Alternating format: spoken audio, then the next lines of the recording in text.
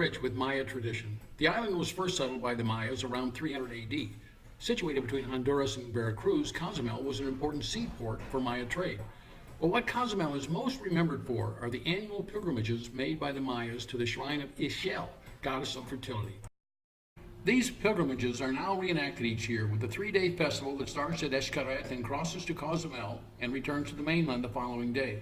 This, depending on currents, is an open sea voyage of 35 kilometers each way in authentic hollowed-out canoes. To make this crossing, the teams trained for 6 months. Hey Lyndon, have you been watching the canoe team practice? Yes, I've seen them out here. There's a couple of them. Yeah, you know the thing is, I'd like to see Cozumel come in first. They should come in first every year. Well, it's not a race. Well, that's true, but it's still Cozumel. They should come in first. You're right. But I think with our help, we can make that happen. All right. Let's go talk to them. Okay. So once more, a delegation from Men's Breakfast set out to make Cozumel an even better place to live. We approached the captain and explained that we were from the world-famous Men's Breakfast, and we were here to make them a better and faster team. La cruza, ayudarme. Estos viejos piensan que pueden ayudarnos mágicamente. ¿Qué piensan ustedes? ¿Por qué no? Sí, sí, sí. So things were all set for the following Saturday. But just as we're leaving, Miguel, the team captain, throws us a curveball. It seems we need a certificate to be captain one of his boats. None of us had one. We all know a lot of boat captains, but they work days. Then one of the guys said he knew a captain that only worked at nights. I should have been suspicious. The following Saturday, the guys arrive at the site, and the first thing Miguel brings up is certification. Necesitan un certificado para poder entrar al mar o un verdadero capitán. Ah, sí, tengo. We start to introduce our captain. Now, pirates are widely accepted in Cozumel. Every family boasts at least one in their lineage.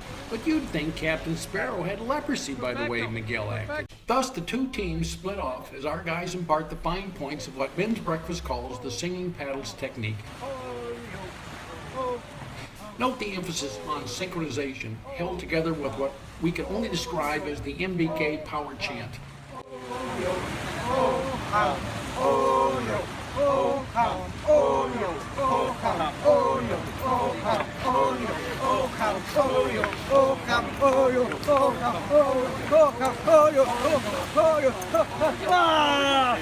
Will this be the stroke that propels Cozumel to glory? I think we're seeing magic today.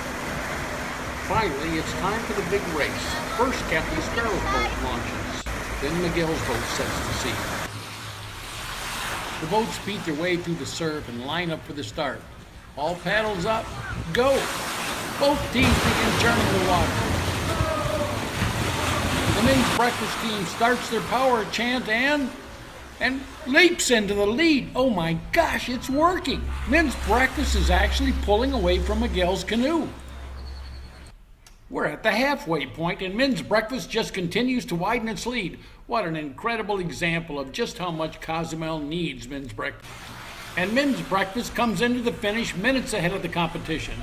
What a testament to the singing paddles technique. What a testament to the leadership of Captain Sparrow. And as the power chant finally dies out in the final stroke, it's a victorious Captain Sparrow who leaps to shore and leads the team in a well-deserved victory celebration.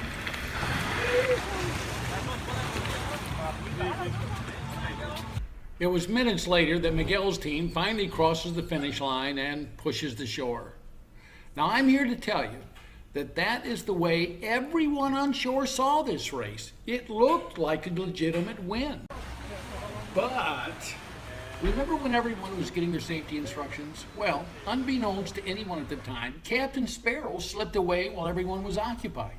He then proceeded to steal a fisherman's bucket and head to the canoes.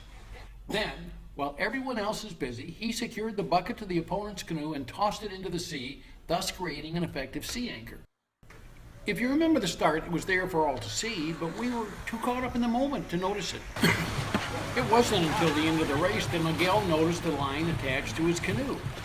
And that's when things began to get ugly. Hey! Ah! Ah! ¿Qué es esto?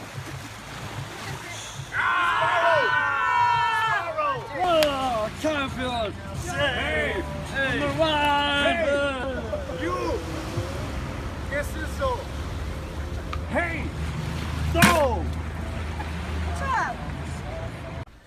Well, there was a rather unpleasant confrontation. Now, I know Miguel to be a kind and gentle person, but there was blood in his eyes that morning.